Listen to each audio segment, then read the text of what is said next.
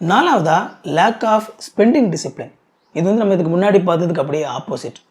ஒரு சில பேர் எதுக்கு செலவு பண்ணுறோம், என்ன செலவு பண்ணுறோம் அப்படின்ட்டு தெரியாமல் சும்மா இஷ்டத்துக்கு செலவு பண்ணுவாங்க.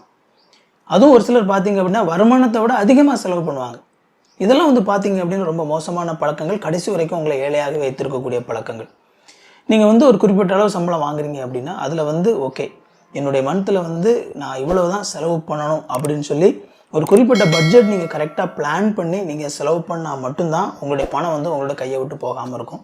அன்கண்ட்ரோலாக நீங்கள் வந்து இஷ்டத்துக்கு நீங்கள் செலவு பண்ணீங்க அப்படின்னா ரொம்ப ஈஸியாகவே மணி வந்து உங்களோட கையை விட்டு போயிடும். அதுவும் இந்த இம்பல்சிவ் பையிங் அப்படின்னு சொல்லி சொல்லுவாங்களே, அந்த இம்பல்சிவ் பையிங்லாம் இருந்தது அப்படின்னா ரொம்ப மோசமானது. ஆக்சுவலாக வந்து நீங்கள் ஏதோ ஒரு பொருளை பார்க்குறீங்க, பார்த்த உடனே அப்படியே ஆசைப்பட்டு வாங்குறது, எதை பார்த்தாலும் வாங்கணும் அப்படின்னு சொல்லி நினைக்கிறது, இது எல்லாமே வந்து ஒரு ரொம்ப தப்பான ஒரு சில விஷயங்கள். நிறைய நேரங்கள் இந்த மாதிரியான இம்பல்சிவ் பையிங்லாம் பண்ணக்கூடிய ஆட்கள் வந்து அவங்ககிட்ட கேட்டிங்க அப்படின்னா அட்வர்டைஸ்மெண்ட் மேலே பழி போடுவாங்க. ரொம்ப அட்ராக்டிவாக வந்து இதை வாங்க சொல்லி இது பண்ணுறாங்க அப்படின்னு சொல்லி. இன்னும் ஒரு சில பேர் எக்ஸ்ட்ரீமாக போய் உடனே கார்பரேட்டிசம் அது இது அப்படி மக்களை ஏமாற்றி மக்களை பொருளை வாங்க வச்சிடறாங்க அப்படின்னு சொல்லிலாம் சொல்லிடுவாங்க.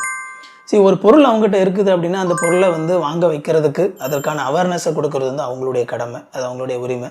அதில் நம்ம எதுவுமே செய்ய முடியாது. நம்ம தான் கட்டுப்பாடோடு இருக்கணும். நமக்கு என்ன பொருள் தேவை அப்படிங்கிறத தெரிஞ்சுக்கிட்டு அதை மட்டும்தான் நம்ம வாங்கணுமே தவிர இஷ்டத்துக்கு நம்ம நினச்சதெல்லாம் நம்ம வாங்கணும் அப்படின்னா, அதுவும் ரொம்ப முக்கியமாக ஒரு சில பேர் வருமானத்தை விட அதிகமாக செலவு பண்ணக்கூடிய சூழ்நிலையில் அந்த மாதிரி இருந்தது அப்படின்னா இது ரொம்ப மோசமான பழக்கம். இது உங்களை கடைசி வரைக்கும் ஏழையாக வைத்திருக்கும். இந்த விஷயத்தை நீங்கள் அவாய்ட் பண்ணுங்கள். இதை அவாய்ட் பண்ணால் மட்டும்தான் உங்களால் ஃபினான்ஷியலாக நல்ல இடத்துக்கு வர முடியும்.